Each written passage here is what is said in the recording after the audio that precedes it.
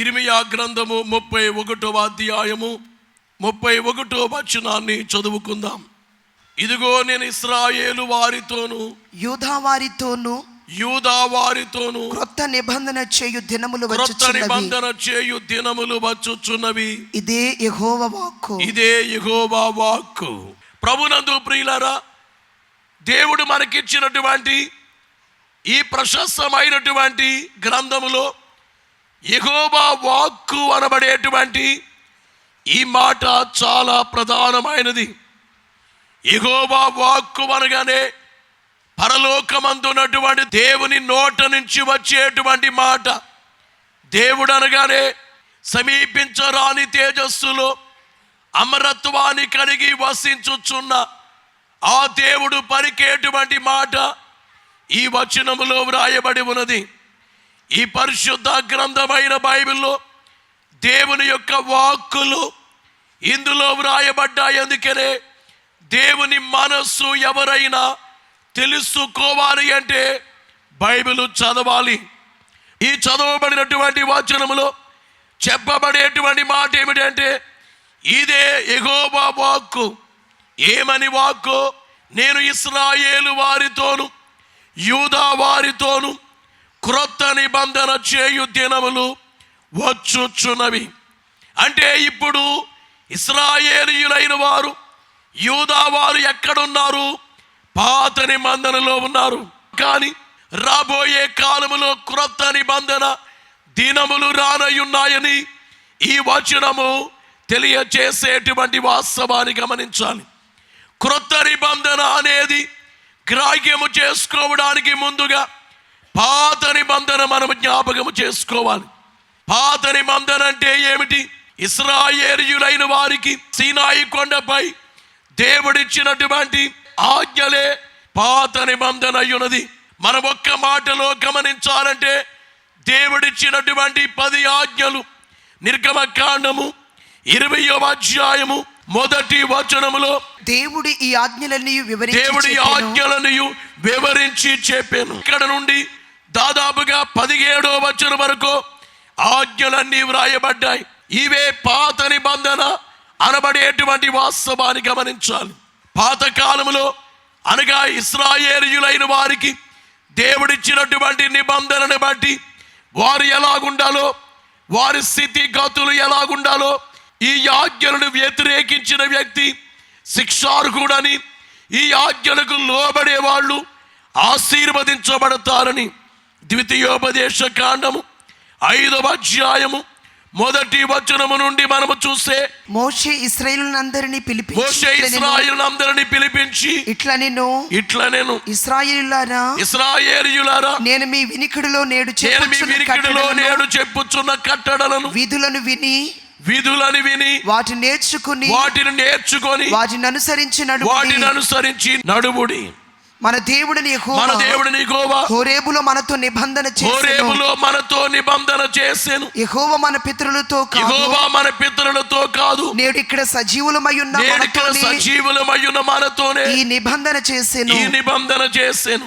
యెహోవా కొండ మీద అగ్ని మధ్య నుండి ముఖాముఖిగా మీతో మాటలాడగా మీరు ఆ అగ్నికి భయపడి ఆ కొండ ఎక్కలేదు. కనుక యెహోవా మాట మీకు తెలియచేయుటకు నేను యెహోవాకును మీకును మధ్యను నిలిచి ఉండగా యెహోవా ఇలాగు సెలవిచ్చెను. బోలో యేసు మహారాజుకో. ఇశ్రాయేలీయులైన వారితో దేవుడు నిబంధన చేసిన చోటు ఎక్కడ? మోషే గారు ఏమంటున్నారంటే, మనకంటే ముందున్న వారితో నిబంధన చేయలేదు. అనగా పితరులు అనగా అబ్రాహాము, ఇస్సాకు, యాకోబుల కాలంలో ఆ నిబంధన లేదు. ఇక్కడ మనకు దేవుడు నిబంధన చేశారు. ఎక్కడ? హోరేబులో కొండ మీద ఆ నిబంధన. అందుకే ఆ నిబంధన చేసిన కాలంలో మీరు ఆ కొండ ఎక్కలేకపోయారు. దేవుడు ఆ కొండ ముట్టబోద్దని, తాకబోద్దని తెలియచేశారు. ఆ సీనాయి కొండ మీదకి దేవుడు వచ్చే కాలములో ఉరుములో, మెరుపులో, సాంద్ర మేఘము ఆ కొండను కమ్ముకొన్నది. దేవుడు ముందుగా చెప్పిన మాట ఏమిటంటే, ఇశ్రాయేలీయుల్లో ఎవరు కూడా ఆ కొండ దగ్గరికి రాకూడదు. కొండ దిగువ భాగములో గొర్రెలు గాని పశువులు గాని మేపకూడదు.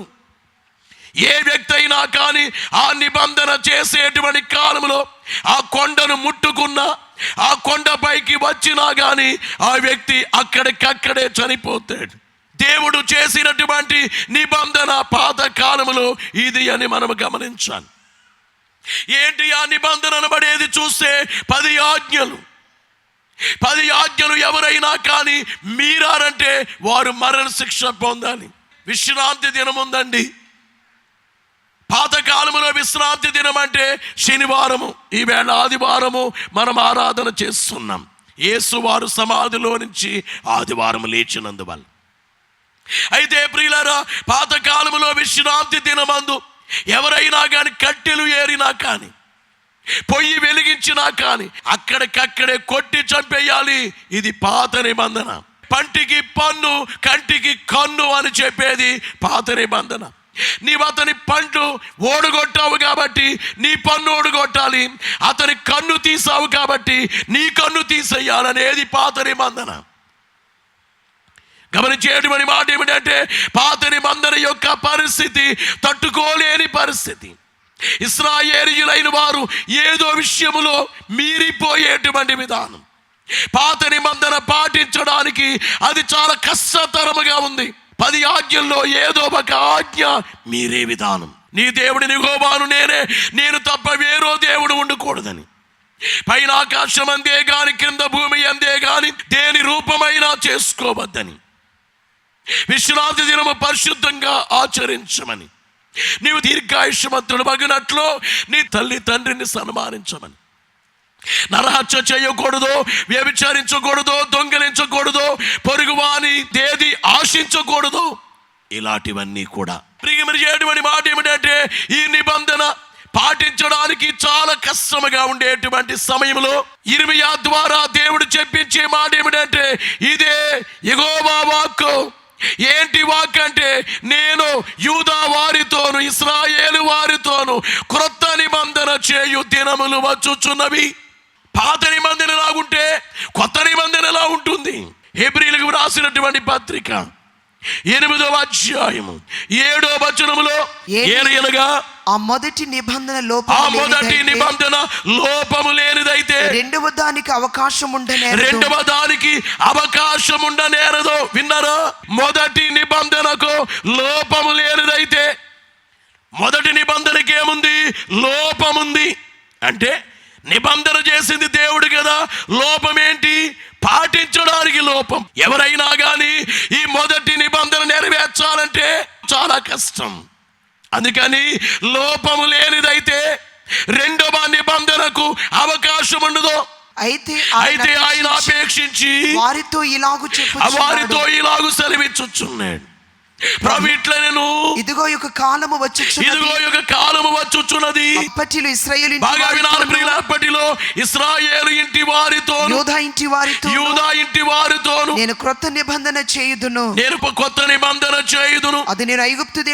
అది నేను ఐగుప్తు దేశములో నుండి పితరులను వెలుపలికి రప్పించుటకై వారిని చెయ్యి పట్టుకున్న దినమున వారితో నేను చేసిన నిబంధన వంటిది కాదు. ఏమనగా వారు నా నిబంధనలో నిలువలేదు కనుక నేను వారిని అలక్ష్యము చేసి తినని ప్రభువు చెప్పుచున్నాడు. ఈ వచనాల్లో వ్రాయబడిన మాట ఏమిటంటే, ఇశ్రాయేలీయులైన వారితో చేసినటువంటి మొదటి నిబంధన లాంటి నిబంధన కాదట. ఇంతకు ముందు లాంటిదైతే దీనికి కొత్త నిబంధన అనబడే పేరు అవసరం లేదు. ఈవేళ ప్రపంచంలో క్రిస్మస్ పండుగ కార్యక్రమాలు ఎన్నో చోట్ల జరుగుతున్నాయి, కానీ ఈ నిబంధనల గురించి తెలుసుకోకుండా పండుగ చేస్తున్నారు. ఇది విచారకరమైన కార్యములను గమనించాలి. ఈ 2 నిబంధనలు తెలుసుకుంటేనే కానీ క్రిస్మస్ చేయకూడదు. క్రిస్మస్ పట్టణమందు, దేశమంతా, లోకమంతా, చిన్నవారి, పెద్దవారి, పేదవారి, గొప్పవారి, కన్నవారి, విన్నవారి, క్రైస్తవాళి, ఎల్లవారి క్రిస్మస్. ఈవేళ గమనించే మాట ఏమిటంటే, క్రిస్మస్ అనబడేటువంటి అర్థము తెలియకుండా పండుగలు జరుగుతున్నాయి. పరిశుద్ధాత్మ కుమ్మరింపుతో దేవుని యొక్క ఆత్మతో నింపబడి లాలి లాలి అని పాడాలి. దేవుని ఆత్మతో నింపబడి దేవలోక స్తోత్ర గానం అనబడే కీర్తన దేవుని ఆత్మతో నింపబడి దేవ స్తోత్ర గానములపై దేవా దేవా దేవా దీవినున్న దేవా. అందుకే దైవజనుడు దేవదాసయ్య గారు ఏమన్నారు, ధ్యాన క్రిస్మస్ మోకాళ్ళ మీద ఉండి 2 చేతులు జోడించి తొట్టిలోనికి వచ్చినటువంటి బాలుడు జనన దినమందు రక్షణయను ఫలంబు తెచ్చి ప్రేమతో నీవు నాకిచ్చినావు, ఎట్టి బహుమతిన్ మారుగా ఇయ్యగలను. జనన దినమందు రక్షణ తెచ్చిన దేవా ఈ బహుమానాన్ని ఇవ్వాలి. చూడుడి మరియమ్మ చూచిన రీతిని మనకియబడిన కుమారునిప్పుడు. బలో యేసు మహారాజుకో. గమనించేటువంటి మాట ఏమిటంటే పాత నిబంధనలో లోపాలున్నాయి. ఏంటి లోపాలు? దేవుడిచ్చే దాంట్లో కాదు, పాటించే దాంట్లో. ఆ విషయాలు వివరముగా వ్రాయబడ్డాయి. ఏమనగా వారు నా నిబంధనలో నిలవలేదు. దేవుడేమన్నారు, నా నిబంధనలో వారు నిలవలేనందువల్ల నేను వాళ్ళని అలక్ష్యము చేస్తాను, అంటే వాళ్ళు నేను నిర్లక్ష్యం చేస్తాను. అయితే ప్రియులకి మనం మాట ఏమిటంటే ఇర్మియాకు దేవుడు చెప్పే మాట, ఇర్మియా ఇశ్రాయేలీయులైన వారికి చెప్పు, కొంతకాలంలో ఏమి రాబోతుందంటే క్రొత్త నిబంధన దినాలు రాబోతున్నాయి. ఏంటి క్రొత్త నిబంధన దినాలు? ఈవేళ మీరు ఎవరికైనా కానీ ఈ క్రొత్త నిబంధన ఏమిటో చెప్పగలగాలి. 2000 సంవత్సరాల క్రితం ఈ లోకానికి వచ్చినటువంటి క్రొత్త నిబంధన దినాలేవి? ఈ మరియ గర్భములో నుండి యేసు క్రీస్తుగా జన్మించారే దేవుని కుమారుడు, ఏలయనగా మన కుమారుడు అనుగ్రహింపబడినన్నారే. ఇదిగో ఈ కుమారుడు అనుగ్రహించబడ్డారే. ఈ కుమారుని ద్వారా ఈ లోకానికి చేయబడిందే క్రొత్త నిబంధనాన్ని గమనించాలి. బలో యేసు మహారాజుకో. పాత నిబంధన అయితే ఈ ఆజ్ఞలన్నీ పాటించడం కష్టము, కానీ కొత్త నిబంధన అయితే అయ్యగారు చెప్పినట్లుగా సూక్ష్మములోనే ఉందే మోక్షం. లూకా సువార్త 22వ అధ్యాయం 20వ వచనములో ఆ ప్రకారమే భోజనమైన పిమ్మట ఆయన గిన్నె పట్టుకుని ఈ గిన్నె మీ కొరకు చిందింపబడుచున్న నా రక్తం వలననైన క్రొత్త నిబంధన. విన్నారా? ఇంతకీ క్రొత్త నిబంధన ఏమిటంటే రక్తము వలననైన క్రొత్త నిబంధన. అంటే క్రొత్త నిబంధన ఎలాగొచ్చింది? రక్తము వలన వచ్చింది. ఏంటి ఆ రక్తం? యేసు రక్తము. దైవజనుడు దేవదాసు అయ్య గారు ఏమన్నారు, తొట్టిలో ఉండేటువంటి బాలుని చూస్తూ చిన్ని చిన్ని కళ్ళు, చిన్ని చిన్ని చెవులు, చిన్ని ముక్కు, చిన్నగా కనబడే బాలుణ్ణి చూస్తూ అయ్యగారు పాడింది ఏమిటంటే, ముందు నాకు సిల్వ భారంబు మోయవలసి. అయ్యా, ముందులకే సిల్వ భారంబు మోయవలసి, యున్న భారంబు నీ మీద ఉన్నదనియు. ఎంత భారం మీ మీద ఉందో, ఏంటో భారం? ఆ ధర్మశాస్త్రం ఉందే, పాత నిబంధన నెరవేర్చే భారం. ధర్మశాస్త్రాన్ని బట్టి మానవులు నెరవేర్చలేకపోతున్నారు కనుక దాన్ని మీరే నెరవేర్చడానికి యేసువారు ఏమన్నారు, నేను ధర్మశాస్త్రానికి నెరవేర్పై ఉన్నాను. నేను ధర్మ శాస్త్రము నాకు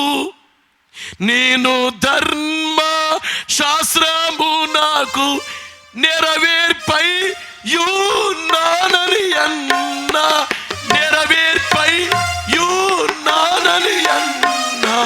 యేసునామా ఎంతో మాధురం, యేసునామా ఎంతో మాధురం. బలో యేసు మహారాజుకు. ఈ చరణములో వ్రాయబడినది ఏమిటంటే, నేను ధర్మశాస్త్రమునకు నెరవేర్పై ఉన్నాను అనగా ఈ లోకానికి యేసువారు ఎందుకు వచ్చారో ధర్మశాస్త్రాన్ని నెరవేర్చడానికి వచ్చారట. అంటే ఏంటి? మనము నెరవేర్చవలసిన దాన్ని ఆయన నెరవేర్చడానికి, అంటే మన బదులు ఆయన చేయడానికి, మనము తప్పిపోయిన దాన్ని ఆయన నెరవేర్చడానికి.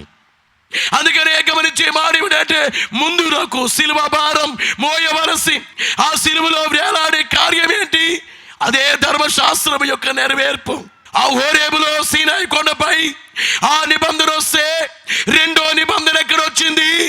కల్వరి కొండపై సిలువలో వేలాడే యేసులో నుంచి కారని రక్తము, అమూల్యమైన రక్తం. అందుకే ఈ వచనములో చెప్పే మాట ఏమిటంటే నా రక్తము వలననైన క్రొత్త నిబంధన.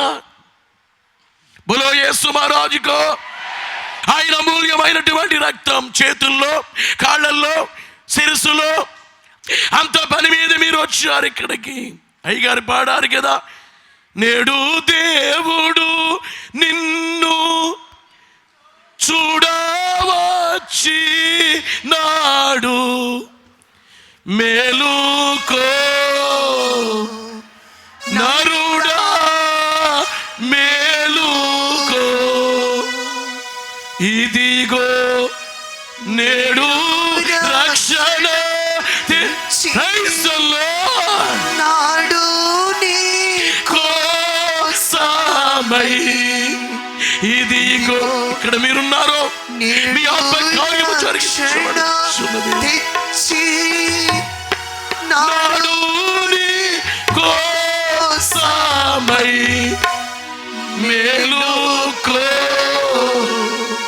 పాపము చాలుకో, తుదకు నీవు మోక్షము చేరి నిత్యముండు టాకై. తుదకు నీవు లేక నేను మోక్షము చేరి నిత్యముండడానికి వచ్చిన నిబంధన, కొత్త నిబంధన. నరకము తప్పించు నరుడవు దేవా పుత్రుని. ఇశ్రాయేలు వారినేమో ఆ నిబంధన మీరితే శిక్షించేవారు. కానీ గమనించే మాట ఏమిటంటే ఇక్కడేమో ఈ క్రొత్త నిబంధనలో శిక్ష లేదు. మన బదులు ఆయన శిక్ష పొందారు. నరకాన్ని అనబడేటువంటి శిక్షే మన బదులు. నా పాపాలు, నీ పాపాలు, అందరి పాపాలు ఆ శిలువ మీద వేసుకుని ఆ కానుకలో నలిగిపోవచ్చున్న ముళ్ళ కిరీటం పెట్టిన కాలువలో కారని రక్తం, శరీరం అంతా గాయాలు, కొరడా దెబ్బల వల్ల కారని రక్తం. యేసుక్రీస్తు వారికి ఆయన చేతుల్లో మేకలు కొట్టబడిన కాలువలో కారని రక్తం. ఆ యెరూషలేము రాజు వీధుల్లో రక్త పడుగులు వేస్తూ దైవ భక్తుడు పాడినట్లుగా అడుగడుగున రక్త బిందువులే, అడువడువున కొరడ దెబ్బలే, అడువడువు శరీరం అంతా. ఇదిగో ఈ వచనములో ఇదే క్రొత్త నిబంధన. క్రొత్త నిబంధన ఏంటి? యేసు వారు తొట్లోనికి ఎందుకు వచ్చారో? రక్తం ఇవ్వడానికే. పశువుల పాకలోకి ఎందుకు వచ్చారో? పొత్తి వస్త్రాలతో ఎందుకు చుట్టబడ్డారు? ఆ రక్తముతో నిబంధన చేసుకోవడానికి. హెబ్రీ పత్రిక 8వ అధ్యాయము 12వ వచనములో నేను వారి దోషముల విషయమై దయ కలిగి వారి పాపములను ఇకను ఎన్నడూను జ్ఞాపకము చేసి కొననని ప్రభువు సెలవిచ్చుచున్నాడు. బోలో యేసు మహారాజుకో. లోకము కొరకును నాకై నీకై అంటే కొత్త నిబంధన ఎవరికి? లోకము కొరకు నాకై నీకై. ఆ కాలము నాకై, ఈ కాలము నాకై, లోక రక్షకుడగు యేసుడు పుట్టెను, యేసు జన్మించెను ఇలలో, యేసు జన్మించెను. సర్వలోకము నాకై నీకై, సర్వవేదజ్ఞులవు శాస్త్రుల కొరకై, ఉర్విని యేసుడు ఉద్భవించెను. ఇదిగో ఈ కొత్త నిబంధన ఎవరి కొరకు? సర్వలోకమునికై, నాకై, నీకై. 2000 సంవత్సరాల క్రితం వచ్చిన నిబంధనే ఎవరి కొరకు చేయబడింది? నీవనుకొను ప్రతి వారికై, నాకై, నీకై, దేవార్చకులకై, శాస్త్రుల కొరకై, సర్వ వేదజ్ఞుల కొరకై. భూమి మీద ఎన్ని జనాంగాలు ఉన్నాయో అన్ని జనాంగాలు వారికి వచ్చింది నిబంధన. ఏంటా నిబంధన? యేసు రక్తాన్ని బట్టి వచ్చింది నిబంధన. అనగా భూమి మీద ఉండే జనాంగాలన్నీ ఎక్కడికి రావాలి? ఈ నిబంధన కార్యము దగ్గరికి, కనుక రక్తము దగ్గరికి రావాలి. అందుకనే ప్రజలందరికీ కలుగబోవు మహా సంతోషకరమైన స్వర్తమానం. ఈ నిబంధన కార్యము ఏర్పాటు చేసిన ఈ రక్తం యేసుక్రీస్తు వారి యొక్క రక్తం వలనైన క్రొత్త నిబంధన. ఈ నిబంధన అందరూ జ్ఞాపకం చేసుకోవాలి. సకల మతస్థుల కొరకై, నాకై. ప్రపంచంలో ఎన్ని రకాల వాడు ఉన్నారు, వాళ్ళందరి కొరకు ఈ నిబంధన, నాకై ఈ నిబంధన. సుఖముగా జీవించు నీ కొరకై ప్రభు, సుఖముగా జీవించు నీ కొరకై. ఈవేళ చాలా కుటుంబాలు మేము సుఖంగా ఉన్నాం, పాడి పంటలతో, పాపా బాబులతో, ధన ఘనతలతో, సిరి సంపదలతో, విద్యా ఉద్యోగాలతో బాగున్నాం అనేవాళ్ళరా? సుఖముగా జీవించు నీ కొరకై ఈ నిబంధన. ఆ నిబంధన ఇవ్వడానికి వచ్చిన ఆయనే సుఖమును త్యజించి సుతుడై పుట్టెను. సుఖమును, పరలోకములో సుఖాన్ని విడిచిపెట్టి, సింహాసనాన్ని విడిచిపెట్టి ఈ తొట్టిలోనికి వచ్చారే. అందుకే దైవజనుడు దేవదాసయ్య గారు అన్నారు, మహిమ సింహాసనం, తొట్టె సింహాసనం, శిలువ సింహాసనం. ఆ మహిమ సింహాసనం నుండి పశువుల తొట్టులోకి వచ్చేసారు.